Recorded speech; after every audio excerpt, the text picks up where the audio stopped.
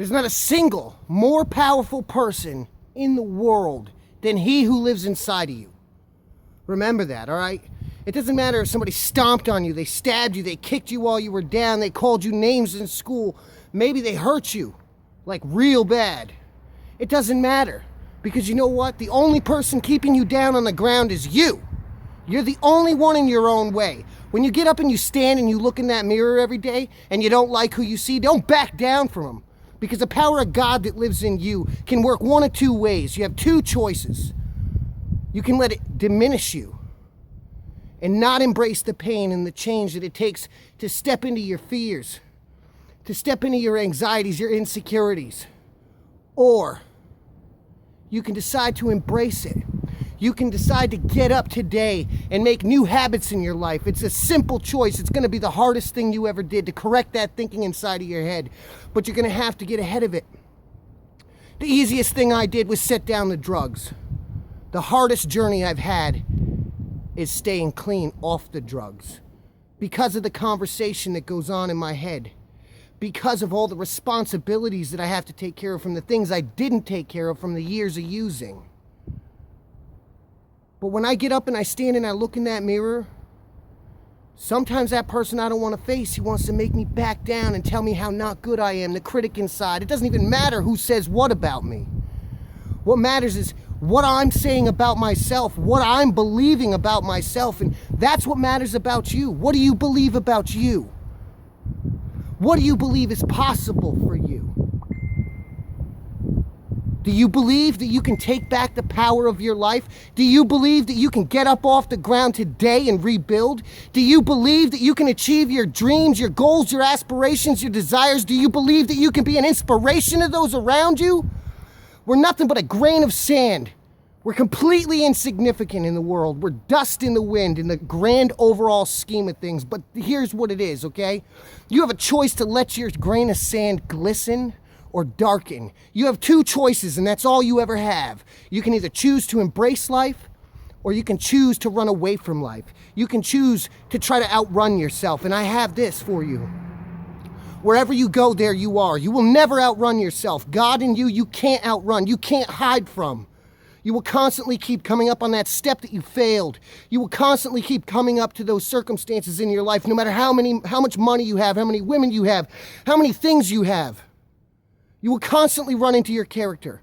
You will constantly run into yourself every corner you turn, because wherever you go, there you are.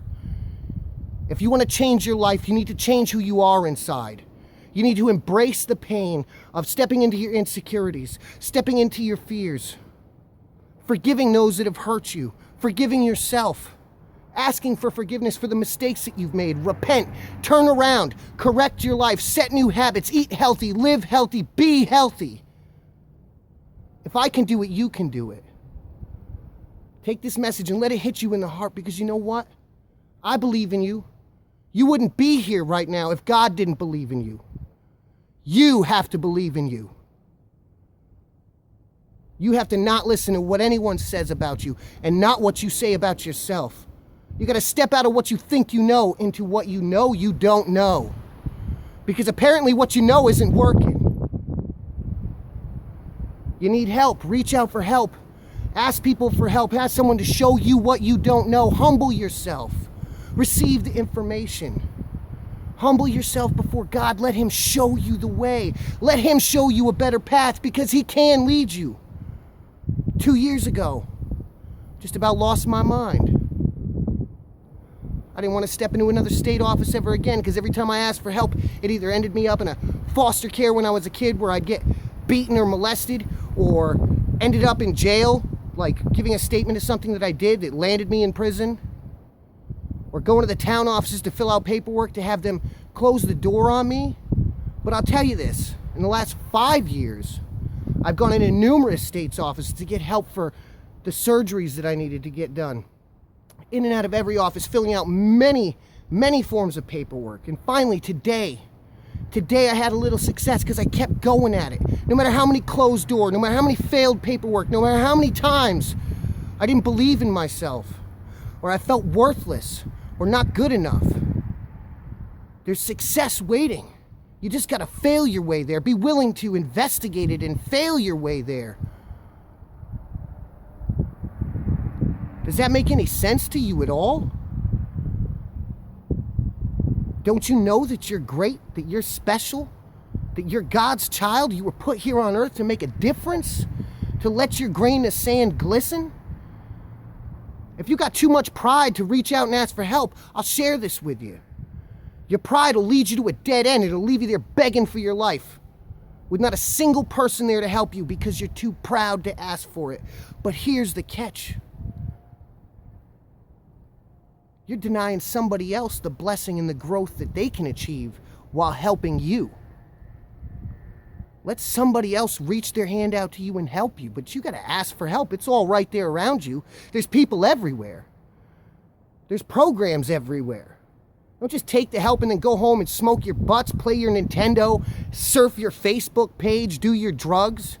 Go get your help and correct your life. Go to school. Do something. Write inspirational posts. Do videos. I don't care. Do whatever you got to do to help make an impact in somebody's life. Go to their house. Drag them out. Bring them to church. Drag your butt to church. Drag your butt to the feet of Jesus and watch what he can do with your life. Faith doesn't work by sitting on your knees in a pew and hoping things will get better. Faith does not work by sitting in your bedroom and scratching tickets hoping the lottery is going to correct it all, because it ain't. What's going to correct it all is your dedication, your intention, and your purposeful commitment to living a better life. You got to be willing to face the pain and embrace life. You got to be willing to do those difficult things, have those difficult conversations, do what's right. You got to be willing to say no. Because having fun is fun. But at what point does fun become reckless and dangerous and not helpful to you living a full potential life? You got to be willing to say, no, maybe I've had enough of that, or it's not for me today.